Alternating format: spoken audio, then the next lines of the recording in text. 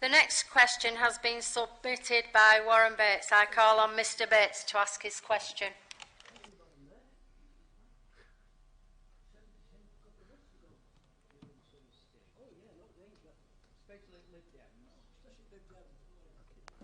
Good evening everybody, Remainers. Good evening, Remainers.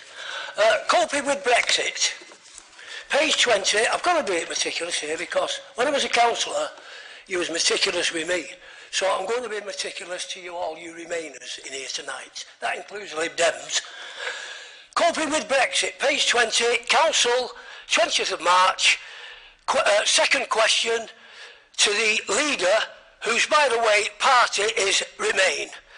Part of the speech, page 21, it's here, page 20, if you want to get it. 70 years ago, this is only part of it, 70 years ago, the Western Allies had to overcome the Soviet military blockade, etc., etc. I don't want to go on with the rest of it, because I'll most probably bore you, because it's a Remainer. Mr Bates, here, that is not the question. Common sense has yet to prevail. Submitted. Here, and he says, here, common sense has yet to prevail against the bigotry, narrow-mindedness of little Englanders and the swivel-eyed loons determined to break faith with our European neighbours. And goes on to say this is frightening. Now, when I raised this, and it's all on YouTube, I was told by the council himself, the leader, Sykes, that I was wrong. I was wrong, he said, because the minutes would prove it. And the minutes have proved that I was right and he was wrong, because he said here, before he has accused the pro-Brexiteers of this. And I want an apology, from the leader of the Liberal Democrats. I'm not mentioning bollocks to what you've got on your backs to Brexit. I won't mention that. That is disgraceful. And that is a deliberate attack against me and pro-Brexiteers. Thank you. Yeah, the mic, thank you.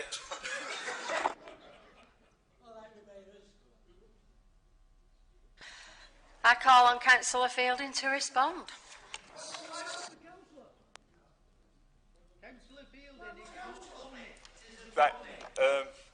Thank you, Madam Mayor. I want to express my thanks to Councillor Bates for clearing up that the Labour Party is the party of Remain, because I'm not sure sometimes. But anyway, I don't think I can respond to this because it's not addressed to me, but I believe that the Leader of the Opposition wants to make a point of clarification. Yes, Madam Mayor. Under Procedure Rule 10.13, personal explanation, and if that's in order, Madam Mayor. So thank you, Madam Mayor, for giving me another opportunity to clarify what I very clearly meant in my question to the Leader of the Council at our meeting in December 2018. Can I also thank Mr Bates for asking this question, eventually, allowing me to further clarify any confusion that may have been caused to the good citizens of our borough.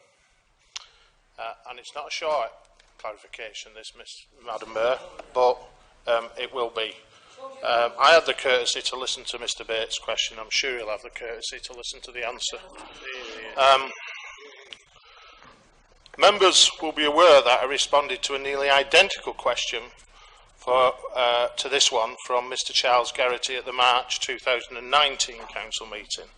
At that time, I made clear that my comments were directed at politicians who brought us Brexit and the very people who have brought us to this point, rather than being directed at individual voters in this borough, whether they voted to leave or to remain.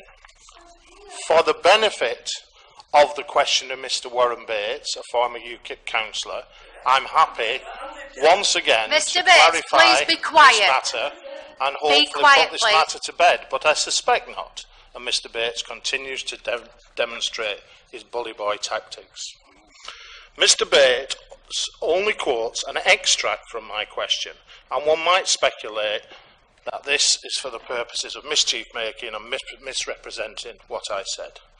As with any question, it is important to look at this extract in the context of the entire question to properly appreciate it. So I would urge anyone with an interest to view the entire question on the Council's website.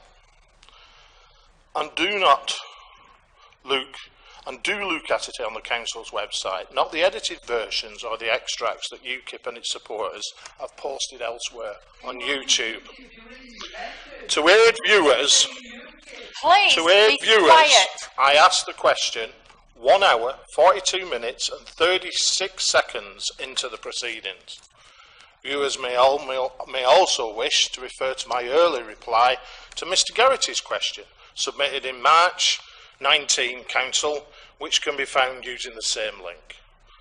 The question was read out by the Mayor in Mr Garrity's absence, starting at 17 minutes 28 seconds into the proceedings, and I provided my personal clarification from 19 minutes 53 seconds.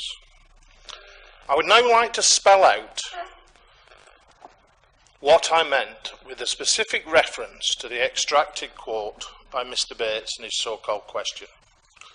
Given that I have previously referred to the former Soviet Union and the Western Allies in the context of the Cold War, the here, Mr Bates, highlights clearly refers to the UK, not Oldham, and to the UK's political establishment rather than its people. I am personally convinced that to remain within the European Union is in the best interest of our borough and its people.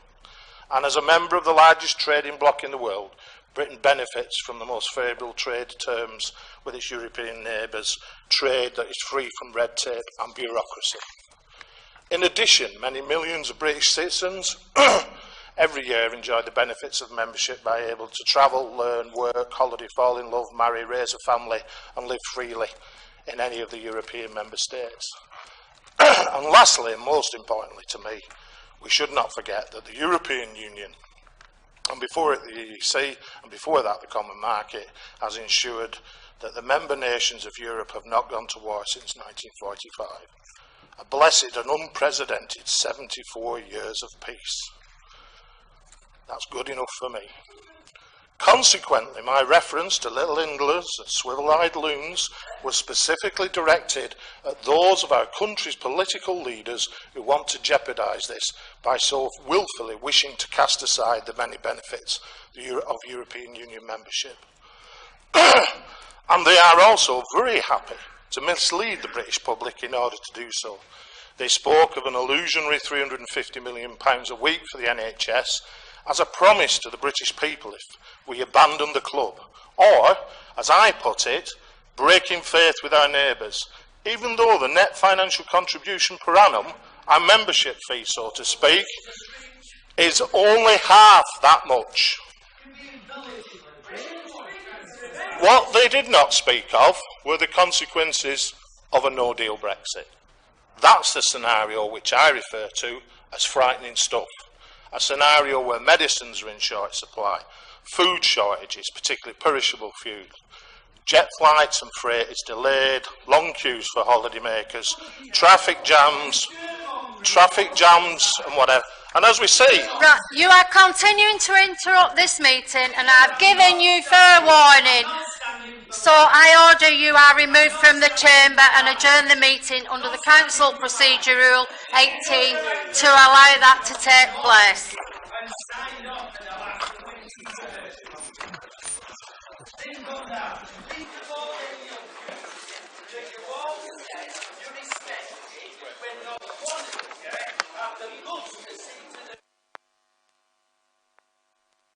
We've done all that. And that's the point I was trying to make, that indeed, this is indeed frightening stuff. That's what I was referring to that. So this is not project fear, this is project reality of a no-Brexit deal. I hope and trust that this will provide final clarification on this matter for Mr Bates and others with an interest in this matter tonight, and that we can now move on in this chamber to address other pressing business matters that impact on the lives of our borough citizens tonight. Thank you, Madam Mayor. Thank you.